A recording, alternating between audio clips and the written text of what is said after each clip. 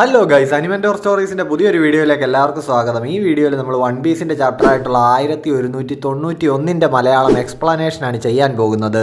Guys, ആരും skip അടിക്കരുത്. ഒരു ഇമ്പോർട്ടന്റ് കാര്യം പറയാനുണ്ട്.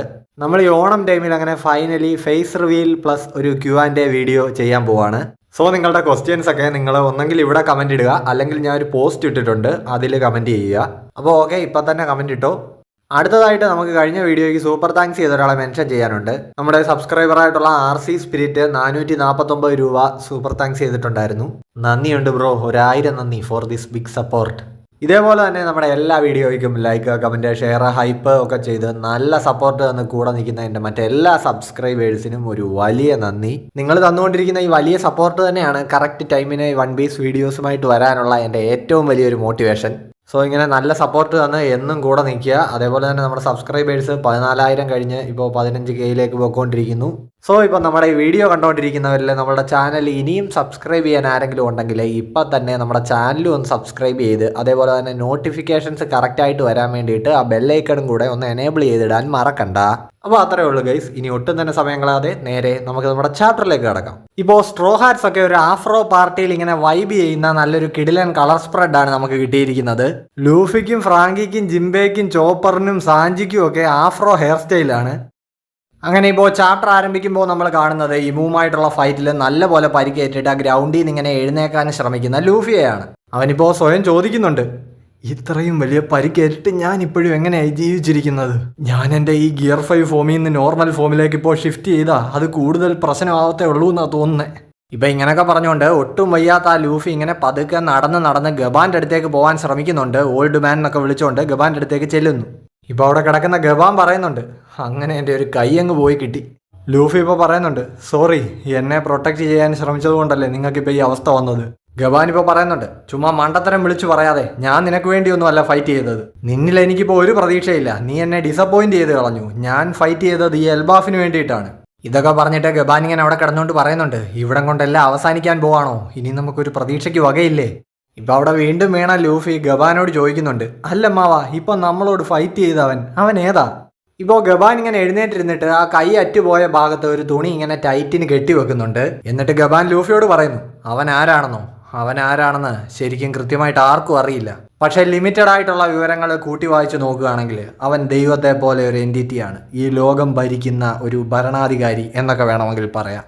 ഇവ നമ്മളെ അണ്ടർവേൾഡിൻ്റെ തന്നെ വേറൊരു ഭാഗം കാണിക്കുന്നുണ്ട്. ഇപ്പോൾ എന്തിൻ്റെയോ നേർക്ക് അവിടുത്തെ ആ ബീസ്റ്റുകളുണ്ടല്ലോ, ലോക്കിയുടെ ഫ്രണ്ട്സ്, അവരിങ്ങനെ മുരണ്ടുകൊണ്ട് ചെല്ലുന്നു. ഇപ്പോൾ ആ സ്ഥലത്തു നിന്ന് ഒരു വൻ എമൗണ്ട് ഓഫ് കോൺകൊറേറ്റ്സ് ആക്കി വന്നിട്ട് ആ ബീസ്റ്റുകളെല്ലാം മയങ്ങി വീഴുന്നുണ്ട്. ഇപ്പോൾ നോക്കിയാൽ ഗബാനുമായിട്ടുള്ള അറ്റാക്കിൽ അണ്ടർവേൾഡിലേക്ക് തന്നെ വന്ന് വീണ ഇമുവിൻ്റെ നേർക്കാണ് ഈ മൃഗങ്ങൾ ചെന്നത്. ചെറുതായിട്ട് പരിക്കുകളൊക്കെ പറ്റി ഇമു അവിടെ താഴെ കിടപ്പുണ്ട്. ഇമുവിൻ്റെ ആ വാളും ആ ഗ്രൗണ്ടിൽ നമുക്ക് കാണാം. അവിടെ കിടന്നുകൊണ്ട് ഇപ്പോൾ ഇമു പറയുന്നുണ്ട്, അവൻ പൈറേറ്റ് കിങ്ങിൻ്റെ ക്രൂവിലുണ്ടായിരുന്ന ആളാണ്. ഇവനെയൊക്കെ പയ്യന്മാരായിരിക്കുന്ന സമയത്ത് ആ ഗോഡ് വാലിയിൽ വെച്ച് കണ്ടതാ. ഇവന്മാരൊക്കെ ഇങ്ങനെ വളർന്നു വമ്പന്മാരായിട്ട് കയറി വരുമെന്ന് ആര് കണ്ടു? അന്ന് റോക്സിനെ ഡീൽ ചെയ്ത കൂട്ടത്തിൽ തന്നെ ഇവന്മാരെയെല്ലാം ആട്ടപടലോ അവിടെ വെച്ച് തീർക്കേണ്ടതായിരുന്നു. ബാഡ് ചോയ്സ് എന്ന് പറഞ്ഞിട്ട് ഇമു ഇപ്പോൾ ട്രാൻസ്ഫോം ചെയ്യുന്നുണ്ട്. കൈയൊക്കെ ഇങ്ങനെ ബ്ലാക്ക് കളറിലാവുന്നു. ഇപ്പോൾ ഇമുവിൻ്റെ ഒരു സിൽവറ്റ് നമുക്ക് കാണാം ഈ ട്രാൻസ്ഫോം ആയ രൂപത്തിൻ്റെ. ആ ഹാർലി മ്യൂറലിൽ ആ സൂര്യനെ പിടിച്ചുകൊണ്ടിരുന്ന ആ മോൺസ്റ്റർ രൂപം ഉണ്ടല്ലോ, അതിനോട് സാമ്യമുള്ള ഒരു രൂപം. ഇപ്പം ഇമുവിൻ്റെ ആ മുഖത്തിൻ്റെ ഒരു ക്ലോസപ്പ് നമ്മളെ കാണിക്കുന്നുണ്ട്. കൊമ്പുകളൊക്കെ കുറച്ച് വലുതായിട്ടുണ്ട്. മൊത്തത്തിലൊരു സീരിയസ് ടോണാണ്. സോ ഇപ്പോൾ ഇമു ജെറ്റ് പോലെ ആ വീണടത്തു നിന്ന് മുകളിലേക്ക് പോകുന്നുണ്ട്. ഇപ്പോൾ നമ്മളെ ഔൾ ലൈബ്രറിയാണ് കാണിക്കുന്നത്. അവിടുത്തെ ആ ബാക്ക് എൻട്രൻസ്, അണ്ടർഗ്രൗണ്ട് റൂം. ഇപ്പോൾ റോബിനും സോളും വഴി കാര്യങ്ങളൊക്കെ അറിഞ്ഞിട്ട് ചോപ്പർ പറയുന്നുണ്ട്, സമാധാനമായി, ബുക്കെല്ലാം അപ്പോൾ ഇവിടെ സേഫ് ആണല്ലോ. റോബിനാണേലും ഇപ്പോൾ പറയുന്നുണ്ട്, അതെ, ബിബിളോ എല്ലാം സേഫ് ആക്കി. സോൾ ഇപ്പോൾ പറയുന്നുണ്ട്, സോ ചോപ്പർ, നീ ഇപ്പോൾ ബിബിളോയോടൊന്ന് സംസാരിക്കണം. അവൻ എന്തോ നമ്മളോട് കാര്യമായിട്ട് കമ്മ്യൂണിക്കേറ്റ് ചെയ്യാൻ ശ്രമിക്കുന്നുണ്ട്. പക്ഷെ ഞങ്ങൾക്ക് അവൻ്റെ ഭാഷ വശമില്ലല്ലോ. ചോപ്പർ ഇപ്പോൾ പറയുന്നുണ്ട്, ഓഹോ അങ്ങനാണോ? ഞാൻ കരുതിയത് ബിബിളോ അങ്ങനെ അധികം സംസാരിക്കാത്ത ടൈപ്പ് ഒരു ജീവിയാണെന്നാണ്. സോ ഇപ്പോൾ ആ മൂങ്ങ അതിൻ്റെ സൗണ്ടിൽ ഇങ്ങനെ എന്തൊക്കെയോ കാര്യമായിട്ട് മൂളുന്നുണ്ട്. ഇപ്പോൾ ചോപ്പർ ഇതെല്ലാം കേട്ടിട്ട് ഇങ്ങനെ വായും പൊളിച്ച് അന്തിച്ച് നിൽക്കുന്നുണ്ട്. ഈ സീൻ ഇവിടെ വെച്ച് കട്ടാവുകയാണ്. സോ ചോപ്പർ എന്താണ് കേട്ടതെന്ന് ചോപ്പറിനും ബിബിളോയ്ക്കും മാത്രം അറിയാം. ഇപ്പം അങ്ങനെ ഹാക്കിയൊക്കെ എമിറ്റ് ചെയ്തുകൊണ്ട് ഇമു ഇങ്ങനെ മുകളിലേക്ക് വന്നുകൊണ്ടിരിക്കുകയാണ്. ഗബാനും ലൂഫി ആ കിടക്കുന്നിടമൊക്കെ ഇങ്ങനെ കുലുങ്ങി മറിയുന്നുണ്ട്. അവരിങ്ങനെ എന്താണ് സംഭവിക്കുന്നതെന്ന് അറിയാതെ അവിടെ കിടക്കുകയാണ്. ഇപ്പം ആ ഒരു ട്രഷർ ട്രീ ആടത്തിൻ്റെ ആ ഒരു വലിയ ബ്രാഞ്ച് ഒറ്റ കയ്യിൽ ഇങ്ങനെ തെറിപ്പിച്ചുകൊണ്ട് ഇമു മേളിലേക്ക് വരുന്നുണ്ട് ഇവരുടെ നേർക്ക്. ആൻഡ് ഇത് നമ്മൾ ഇത്ര നേരം കണ്ടുകൊണ്ടിരുന്ന ഒരു ഇമു അല്ല, ഇതൊരു പുതിയ ഇമു ആണ്. 4 കൊമ്പുകളുണ്ട്. ബോഡിയൊക്കെ കുറച്ചുകൂടി ഒന്ന് വലുതായിട്ടുണ്ട്. 2 കൈ ഇപ്പോൾ ഫുള്ള് ബ്ലാക്ക് ആയിട്ടുണ്ട്. അതേപോലെ തന്നെ കയ്യിൽ നഖങ്ങൾ വന്നിട്ടുണ്ട്. ഇടത്തെ കയ്യിൽ ആ കവനന്റ് കോൺട്രാക്ട് ഉണ്ടല്ലോ, അതിൻ്റെ ഒരു ടാറ്റു ഉണ്ട്. അതേപോലെ തന്നെ 2 കൈയുടെയും ദേഹത്തിൻ്റെയും ചുറ്റും ഓമൻ ഫ്ലെയിംസിൻ്റെ ആ കണ്ണുകളൊക്കെ ഉള്ള സർക്കിളും ഉണ്ട്. എനിക്ക് ഇമ്മുവിൻ്റെ ഈ ലുക്ക് കാണുമ്പോൾ നമ്മുടെ ഇമ്പൽ ഡൗണിലെ ആ പ്രിസണിലെ ഓഫീസർ ഉണ്ടല്ലോ, മഗല്ലൻ, പുള്ളിയുടെ ആ ഒരു ലുക്ക് തോന്നുന്നുണ്ട്. ഇമു ഇപ്പോൾ ഗബാനോട് പറയുന്നുണ്ട്, എൻ്റെ ആ ഹോണേബാമി അറ്റാക്ക് ഏറ്റിട്ടും നിന്റെ ഒരു കൈ മാത്രമേ പോയുള്ളല്ലേ, കൊള്ളാമല്ലോ. ഗബാൻ ഇപ്പോൾ പറയുന്നുണ്ട്, അത് ഞാൻ പറയേണ്ട കാര്യമല്ലേ, എൻ്റെ ആ മാസീവായിട്ടുള്ള സ്ലാഷ് കിട്ടിയിട്ടും ഇപ്പോഴും നീ ഇങ്ങനെ പയർ പോലെ നിൽക്കുന്നുണ്ടെങ്കിൽ അത് എൻ്റെ ഭാഗത്തെ വീഴ്ചയാ. ആ അറ്റാക്ക് തടുത്തതിന് നിന്നെ ഒന്ന് കൈ അടിച്ച് പ്രോത്സാഹിപ്പിക്കണമെന്ന് എനിക്കുണ്ടായിരുന്നു, പക്ഷേ അടിക്കാൻ കൈ ഇല്ലാതായിപ്പോയി. അടുത്ത അറ്റാക്കിന് ഞാൻ നിന്നെയൊക്കെ തീർത്തിരിക്കും എന്നിപ്പോൾ ഇമു പറയുന്നുണ്ട്. ലൂഫി ഇപ്പോൾ അവിടെ കിടന്നുകൊണ്ട് ചോദിക്കുന്നുണ്ട്, ഇത് മുമ്പത്തെ അവൻ തന്നെയാണോ, ഇവൻ്റെ രൂപമാകെ മാറിയല്ലോ. ഗബാൻ ഇപ്പോൾ ലൂഫിയോട് പറയുന്നുണ്ട്, സ്ട്രോഹാറ്റ് എത്രയും പെട്ടെന്ന് നിന്റെ ക്രൂവിനെയും കൂട്ടി എൽബാഫിന്ന് പോകാൻ നോക്ക്. ഇപ്പോൾ അവിടെ കിടന്ന് ഇങ്ങനെ ചുമച്ചുകൊണ്ട് ലൂഫി പറയുന്നുണ്ട്, ഞാൻ ഒരിക്കലും അങ്ങനെ ചെയ്യാൻ പോകുന്നില്ല.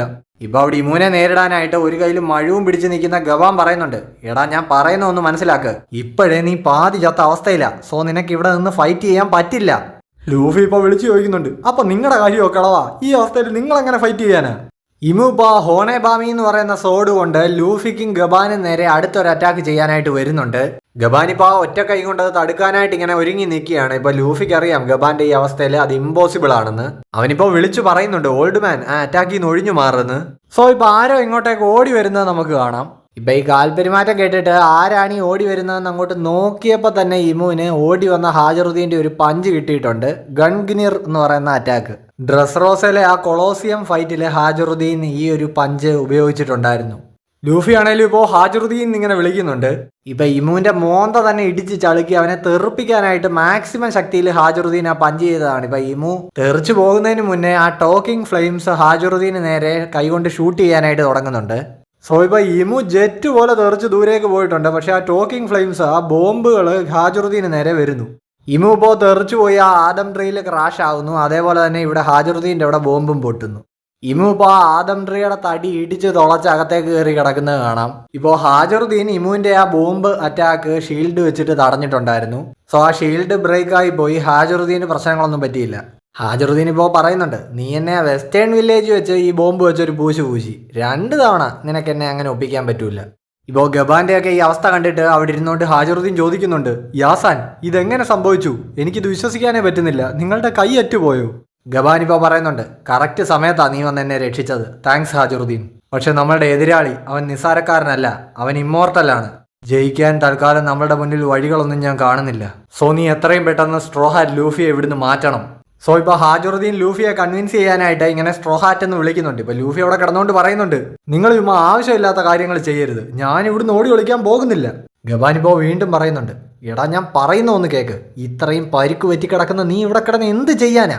ലൂഫി ഇപ്പോൾ പറയുന്നുണ്ട്, എൻ്റെ മുറിവുകളെല്ലാം ഞാൻ ഇപ്പം തന്നെ ഹീൽ ചെയ്യാൻ പോവാ. ഇപ്പോൾ അവിടെ നിൽക്കുന്ന ഗബാൻ പറയുന്നുണ്ട്, അത് ഒരിക്കലും നടക്കാത്ത കാര്യമാണ്. ഇപ്പോൾ ഫൈറ്റിന് ഇറങ്ങുന്നതിന് മുമ്പ് ആ വാൾഡർ സ്കൂളിൽ വെച്ചിട്ട് കുറേ ഫുഡ് ലൂഫി അടിച്ചു കയറ്റിയിട്ടുണ്ടായിരുന്നല്ലോ, അതിലൊരു ഭാഗം അവൻ ഉള്ളിൽ തന്നെ സ്റ്റോക്ക് ചെയ്ത് വെച്ചിട്ടുണ്ടെന്നാണ് പറയുന്നത്. ഇപ്പോൾ അത് അവൻ ഡൈജസ്റ്റ് ചെയ്യുന്നുണ്ട്. സോ ഇപ്പോൾ ഫുഡ് അടിക്കുമ്പോഴത്തെ പോലെ ലൂഫിയുടെ വയറും ആ മുഖവും ഒക്കെ ഇങ്ങനെ വീങ്ങുന്നുണ്ട്. അവിടെ നിന്ന് ഇതെല്ലാം കണ്ടോണ്ടിരിക്കുന്ന ഗബാൻ ചോദിക്കുന്നുണ്ട്, ഇത് എന്ത് ലോജിക്കാടാ, നിന്നെ കൊണ്ട് ഫൈറ്റ് ചെയ്യാൻ പറ്റില്ല. ഇപ്പോൾ ഇവർക്ക് നേരെ വീണ്ടും ഒമൻ ബോംബുകൾ ഇമു ഷൂട്ട് ചെയ്ത് വിടുകയാണ്. ലൂഫി ഇപ്പോൾ ഇതിങ്ങനെ ശ്രദ്ധിക്കുന്നുണ്ട്. ഇപ്പോൾ പെട്ടെന്ന് ഹാജറുദ്ദീൻ ആണെങ്കിൽ ഗബാനെ ലൂഫിയെയും അവൻ്റെ കയ്യിൽ ഇങ്ങനെ കോരിയെടുക്കുന്നുണ്ട്. സോ ഇപ്പോൾ അറ്റാക്ക് ഫുള്ള് ഹാജറുദ്ദീൻ്റെ പുറത്ത് വന്ന് അടിച്ചിരിക്കുകയാണ്. ലൂഫി ആണെങ്കിൽ ഇപ്പോൾ ഹാജറുദ്ദീൻ ഇങ്ങനെ അലറി വിളിക്കുന്നുണ്ട്. ഇപ്പോൾ ഇമു ഇവർ നിൽക്കുന്നിടത്തേക്ക് വന്നിരിക്കുകയാണ്. ഇപ്പോൾ ലൂഫി വിളിച്ചു പറയുന്നുണ്ട്, ദേവം വീണ്ടും വന്നു. ഗബാൻ ഇപ്പോൾ പറയുന്നുണ്ട്, ഹാജറുദ്ദീൻ തൽക്കാലം നമുക്ക് ഇവിടുന്ന് മാറാം, എന്നിട്ടൊരു പ്ലാനുമായിട്ട് നമുക്ക് തിരിച്ചു വരാം. ഹാജറുദ്ദീൻ ഇപ്പോൾ കയ്യിലിരിക്കുന്ന ഗബാനെ ലൂഫിയും താഴേക്ക് ഇറക്കി വെച്ചിട്ട് പറയുന്നുണ്ട്, യാസാൻ പിന്തിരിഞ്ഞോടാനോ അടിയറവ് പറയാനോ എൽബാഫിലെ വീരന്മാർ ശീലിച്ചിട്ടില്ല. മരണം മുന്നിലുണ്ടെന്നറിയാമെങ്കിൽ കൂടി ഒരു പടക്കളത്തിലേക്ക് ഇറങ്ങാൻ യോദ്ധാവ് ഒരിക്കലും മടിക്കാൻ പാടില്ല. ഗബാൻ ഇപ്പോൾ പറയുന്നുണ്ട്, എടാ വിഡ്ഢി, അവന്റെ വായിലേക്ക് ഇപ്പോൾ പോയി കയറി കൊടുത്താൽ അത് തന്നെ സംഭവിക്കും, ചത്തുപോകും നീ. ഹാജറുദ്ദീൻ ഇപ്പോൾ പറയുന്നുണ്ട്, ഞാൻ ചത്തുപോയാലും ലോക്കി ഒരുത്തൻ ഇവിടെ ജീവനോടെ ബാക്കിയുണ്ട്, അത് മതി. പിന്നെ അല്ലാതെ ഞാനുണ്ട് ബ്രോ എന്ന് പറഞ്ഞുകൊണ്ട് ഇപ്പോൾ ലോക്കി ഓടി ഇങ്ങോട്ടേക്ക് വരുന്നുണ്ട്. ഹാജറുദ്ദീൻ ആണെങ്കിൽ ഇപ്പോൾ ലോക്കി ഇങ്ങനെ വിളിക്കുന്നുണ്ട്. ഇമു ആണെങ്കിലും ഇവനിപ്പോൾ എങ്ങനെ എഴുന്നേറ്റ് വന്നു എന്നിങ്ങനെ ആലോചിച്ച് കൺഫ്യൂസ്ഡ് ആയിട്ട് നിൽക്കുന്നുണ്ട്. ഇപ്പോൾ ഈ ഓടി വരുന്ന ലോക്കി ഹാജറുദ്ദീനോട് പറയുന്നുണ്ട് അറ്റാക്കിന് റെഡി ആയിട്ട് നിന്നോളാൻ. ഇപ്പോൾ ലൂഫി ആണെങ്കിലും അവിടെ ഇങ്ങനെ മസിലും സ്ട്രെച്ച് ചെയ്ത് ഇങ്ങനെ ജമ്പ് ചെയ്തുകൊണ്ട് പറയുന്നുണ്ട്, ഫൂ എന്റെ മുറിവെല്ലാം ഹീലായി, ഞാൻ വീണ്ടും പഴയ പടിയായി. ഗവാൻ ഇപ്പൊ ചോദിക്കുന്നുണ്ട്, എടാ ഇവന്മാർക്കൊന്നും വയ്യേ, എന്ത് ജാതി ആൾക്കാരടാ നീയൊക്കെ. സോ ഇപ്പോ ഗമുഗമനോ എന്ന് പറഞ്ഞുകൊണ്ട് ലൂഫി ഒരു അറ്റാക്ക് ലോഞ്ച് ചെയ്യാനായിട്ട് തുടങ്ങുന്നുണ്ട്. അതേസമയം തന്നെ ലോക്കിയും ഹാജറുദ്ദീനും കൂടെ ഡോറിയും ബ്രോഗിയും ചെയ്യുന്ന ഹഗോക്കു സോവറിനിറ്റി അറ്റാക്ക് പോലെ ഒരെണ്ണം ഇമൂന് നേരെ ചെയ്യാനായിട്ട് തുടങ്ങുന്നുണ്ട്.